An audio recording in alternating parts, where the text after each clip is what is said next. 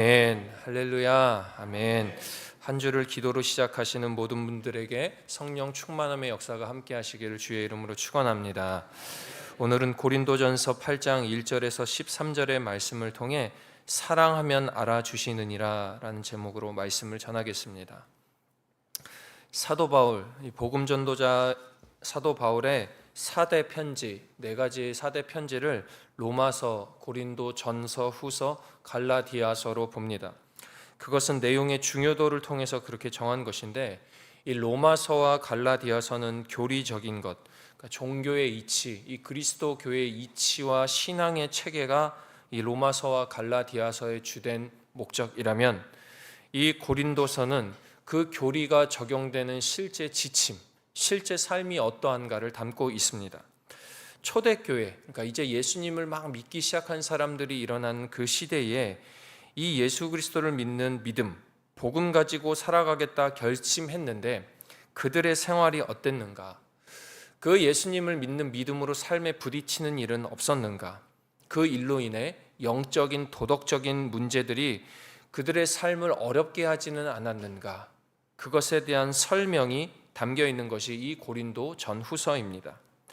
그래서 이 고린도 전서 후서를 읽을 때에는 그 당시 배경 문화와 함께 읽는 것이 굉장히 중요한데, 이것저것 복잡하게 생각하실 것 없이 한 가지만 기억하시면 됩니다. 그 당시는 우상이 판을 치는 다원주의 시대였다, 이렇게 생각하시면 됩니다. 여러분, 이 다원주의는 어떤 한 가지 절대적 기준이나 진리를 인정하지 않고 다양한 가치, 문화, 신념이 공존할 수 있다고 보는 것이 다원주의입니다. 이 다원주의 앞에 어떤 단어를 붙이느냐에 따라서 그 뜻이 또 조금 달라지는데, 정치 다원주의 이러면 다양한 집단이나 다양한 의견들이 이 정치에 사용될 수 있다, 이렇게 보기 때문에 긍정적인 의미로 보기도 합니다. 그런데 이것이 종교 다원주의로 사용되기 시작하면 다양한 종교들, 그러니까 모든 종교의 구원이 있다라고 보는 것이 됩니다. 여러분, 맞습니까? 종교 다원주의? 사도행전 4장 12절에 보면 이렇게 이야기합니다. 다른 이로서는 구원을 받을 수 없나니 천하 사람 중에 구원을 받을 만한 다른 이름을 우리에게 주신 일이 없습니다.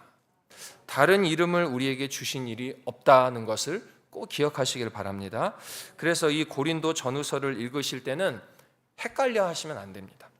내가 문화적 포용성과 인권적 다양성이 있고 나는 마음이 넓어, 이런 생각으로, 이런 마음으로 이것을 읽으면서 이거는 받아들이고 이거는 안 받아들이고 이런 기준으로 읽으시면 안 된다는 겁니다. 철저히 예수 그리스도만, 예수 그리스도뿐인 믿음을 가지고 이 고린도 전후서를 읽어야 합니다. 그렇게 읽을 때에 이 말씀이 고린도 전후서가 어떻게 다가오느냐, 빌립보서 3장 8절에 사도 바울과 같은 고백을 하게 되는데요, 모든 것을 해로 여김은 내 주 그리스도 예수를 아는 지식이 가장 고상하기 때문이라. 이 마음으로 이 고린도 전후서를 대해야 합니다. 이 태도와 자세를 중심 잡고 이 고린도서를 읽게 되길 바랍니다. 왜냐하면 이 시대적 배경이 그리스 헬라 철학 문학이 만연하던 시대였습니다. 특히 이 사도 바울의 별명 중에 하나가 이방인의 사도인데, 이 이방인이 뭐냐면 예수 안 믿는 사람들, 그러니까 종교 기독교적 문화를 전혀 모르는 사람들이 이방인입니다. 우리 조선인들도 이방인이었습니다. 이 그리스 헬라 철학 문학이 만연한 그 시대에 이 사도 바울이 복음을 전하기 위해서 가는데, 이 3차 선교 여정 중에 이 에베소 교회에 있을 때에 고린도 교회의 소식을 듣고 편지를 쓴 것이 이 고린도서입니다. 이 고린도서 편지를 쓴 목적이 무엇이냐면 그 고린도 교회에 심각한 문제가 발생했다는 겁니다. 교회 내 예수 그리스도를 믿는 믿음의 공동체가 있는데 그게 여기파 저기파로 갈리고 성적 윤리적인 기준이 사라져서 막 타락하고 있고, 성도들 간의 법적인 문제로 다투고, 그리고 결혼하는 게 맞냐, 혼인하는 게 맞냐, 혼자 사는 게 맞냐, 그리고 우상 섬기는 문제인데 우상 섬기는 문제의 음식은 어떻게 먹느냐, 하여튼 다양한 문제들이 예수 그리스도를 믿는 믿음의 사람들로 하여금 갈리게 했고, 그로 인해 공동체의 문제, 공동체의 존폐 위기까지 왔다 갔다 했던 것이 이 고린도 교회의 문제입니다. 이 충돌이 단순한 그냥 충돌에서 끝나는 것이 아니라 신앙까지도 뒤흔들고 넘어뜨리게 하니까 십자가의 교리 자체가 변질되더라 이겁니다. 그래서 이 소식을 듣고 긴급하게 쓴 편지가 이 고린도서입니다. 누구에게 썼느냐? 고린도전서 1장 2절은 누구에게 썼는지가 나오는데요. 고린도에 있는 하나님의 교회 곧 그리스도 예수 안에서 거룩하여지고 성도라 부르심을 받을 자들과 또 각처에서 우리의 주 곧 그들과 우리의 주 되신 예수 그리스도의 이름을 부르는 모든 자들. 2000년 전에 고린도 교회에 있는 성도들에게 쓴 편지일 뿐만이 아니라 이 시대를 살아가는 예수 그리스도를 믿는 모든 자들에게 쓴 편지임을 믿으시기를 바랍니다. 당시에 믿는 자들에게만 쓴 편지가 아니라 지금 시대를 살아가는 이 성도들에게 주신 편지라 생각하시고, 이 고린도 전서 후서와 함께 새벽에 동행하시는 이 시간 동안 내 안에 있는 믿음과 세상을 살아가는 것과 충돌했던 그 문제들을 딱 내놓고 기도하시길 바랍니다. 그래서 이 고린도서를 통해 하나님이 실시간으로 우리에게 주시는 은혜를 붙잡으시고 세상에 나가 승리하게 되시는 여러분 되시기를 먼저 주의 이름으로 축원합니다. 그래서 이 사도 바울은 고린도전서 앞서 1장에서 4장까지는 그 교회의 분열에 대해서 다뤘습니다. 무슨 파다 이런 거 안 중요하고 이 복음은 철저히 하나님 쪽에서의 기준되는 지혜다 이런 얘기를 했습니다. 5장과 6장은 간음과 성도 간의 소송, 성적인 부도덕에 대해 이야기하면서 너희 몸으로 하나님께 영광 돌리라 이렇게 사도 바울 이야기합니다. 지난 7장은 결혼 독신에 대해 이야기하며 이 결혼 독신이고 뭐가 중요한 게 아니라 그 목적이 중요한데 목적은 거룩과 순결이다라고 이야기했습니다. 자, 그래서 오늘은 이제 8장으로 넘어옵니다. 오늘부터 시작되는 8장부터 10장까지의 큰 범위는 이 우상에게 드린다는 표현은 좀 그렇고 우상에게 바친 그 제물, 우상에게 바친 제물에 대한 내용을 토대로 그리스도의 삶이 어떠해야 되는가에 대한 질문에 답을 줍니다. 즉 우상에게 바치는 그 희생제사에 사용된 이 고기가 먹을 수밖에 없는 상황 가운데 있을 때 어떻게 하느냐라는 질문 가지고 논쟁이 붙은 겁니다. 사도 바울은 앞서 고린도전서 6장 11절의 말씀을 통해 우리는 예수 그리스도의 이름과 성령으로 깨끗하고 씻겨주고 거룩하게 되었다 이렇게 이야기하면서 이 몸은 음행이 아니라 거룩을 위해서 있는 것, 주님을 위하여 있는 것이다 라고 딱 못을 박으면서 거룩하게 살라는 우리의 삶을 이야기하더라 이겁니다. 하나님의 성전이니까 그렇게 살아야겠지요. 그런데 당시에 예수를 믿는 고린도 교회의 사람들은 이 분리가 정확하게 되지 않다 보니까 이 우상 제물을 먹어야 되냐 말아야 되냐로 믿는 자들끼리 논쟁이 붙은 겁니다. 자, 오늘의 본문을 통해 우리에게 어떤 교훈을 주는지 몇 가지로 나누어 은혜를 나누려고 합니다. 첫째로 지식은 교만하나 사랑은 덕을 세운다는 것을 꼭 기억하시길 바랍니다.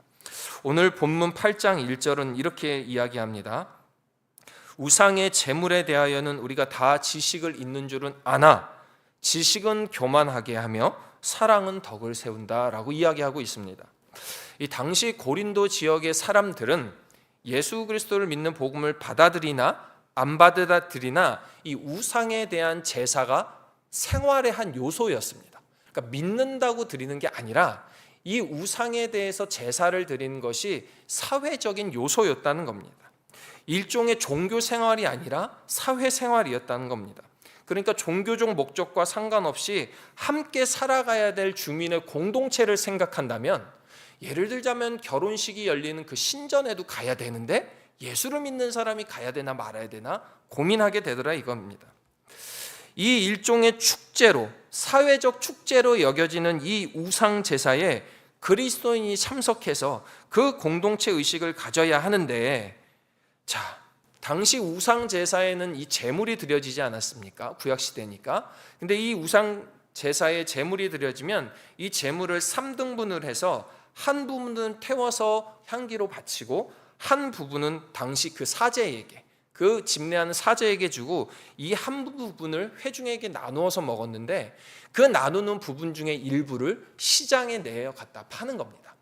그럼 그 시장에 내어 있는 그 고기를 예수를 믿는 사람들이 먹을 수도 있지 않겠습니까?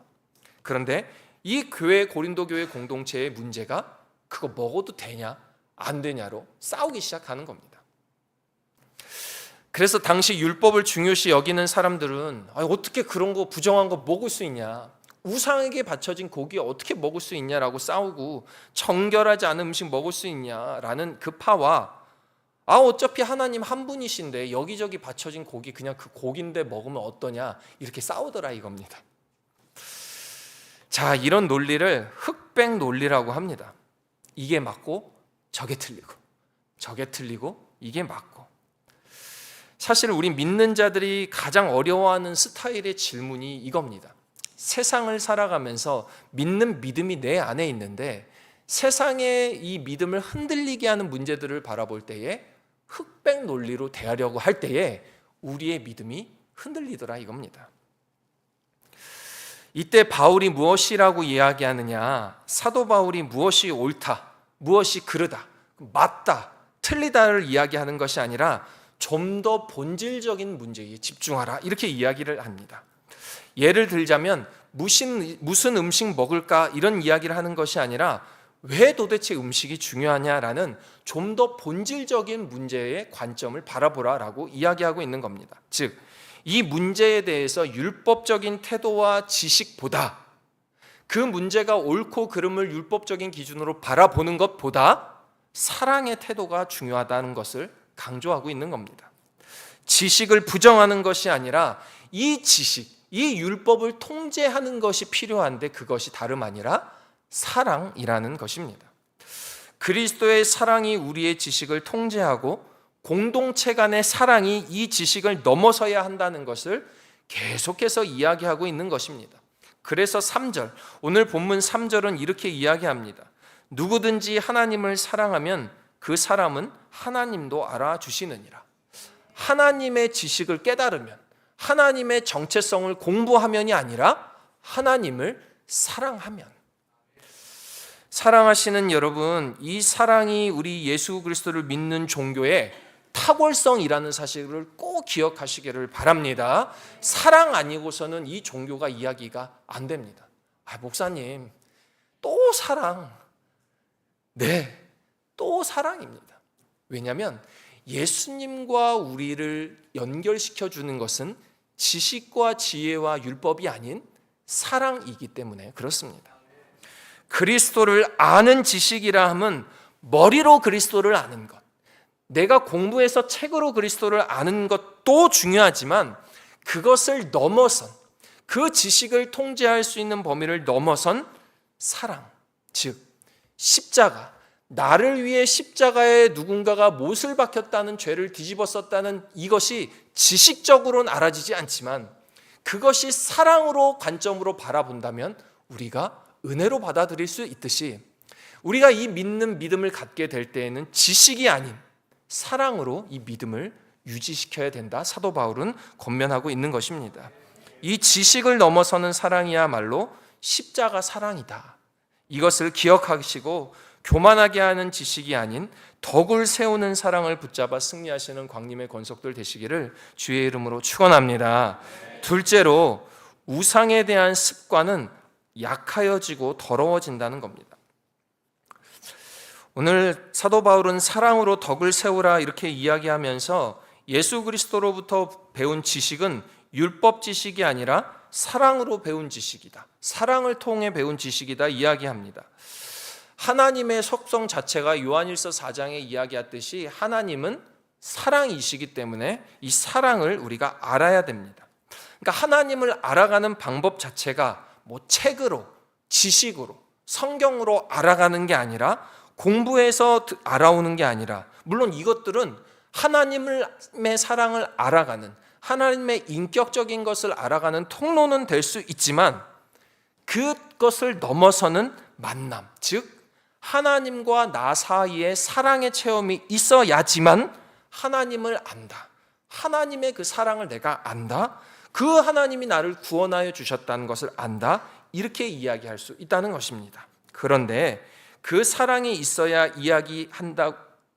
한다, 안다 이야기하면서도 그 사랑을 내 입장에서 악용하게 되면 타협점이 생기게 됩니다. 내가 이 정도 죄를 저질러도 하나님은 나를 사랑하시니까 허용하시겠지. 내 삶에 있는 거 이 정도 내가 하나님 이 정도를 사랑해도 하나님은 어느 정도 허용해 주시겠지라는 이 우상의 타협점이 내 삶에 생기게 된다는 것입니다. 하나님의 사랑을 이용하는 우상이 내 삶에 자리 잡게 되는 것이죠. 이 우상이라는 것, 사랑하시는 여러분, 우리 삶에 정말 친근하게 다가와 있음을 명심하시길 바랍니다.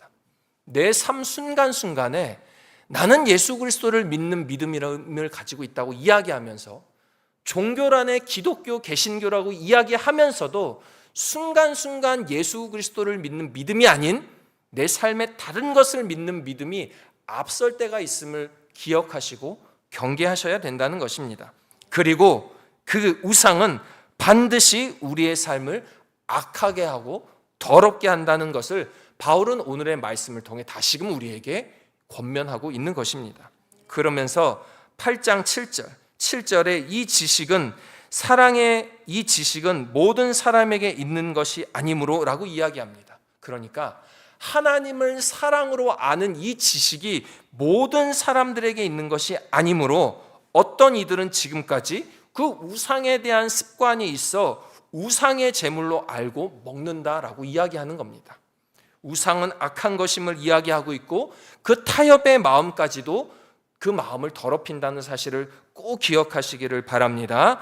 끝으로 중요한 것은 형제를 실족하지 않게 하는 것이라는 겁니다. 형제를 실족하지 않게 하는 것. 오늘 이 본문을 통해 완성되어야 하는 뻔한 이야기인데 우리가 잘 못하는 것이 바로 여기에 답이 있습니다. 우상에 대해 음식을 먹는 것은 죄다, 정결하지 않다, 거룩하지 않다라는 이 지식 때문에 그리스도인들끼리의 다툼이 있었다는 겁니다. 이게 맞냐 저게 맞냐라는 것 때문에 예수를 믿는 우리들끼리의 싸움이 이 고린도 교회에 분열을 낳았다는 것입니다. 바울은 이 문제의 근본적인 해결을 다시금 이야기하는 건데 또 뻔한 이야기 드립니다. 사랑의 관점으로 이 문제를 바라보라는 것입니다. 그러면서 오늘 8절 이야기합니다.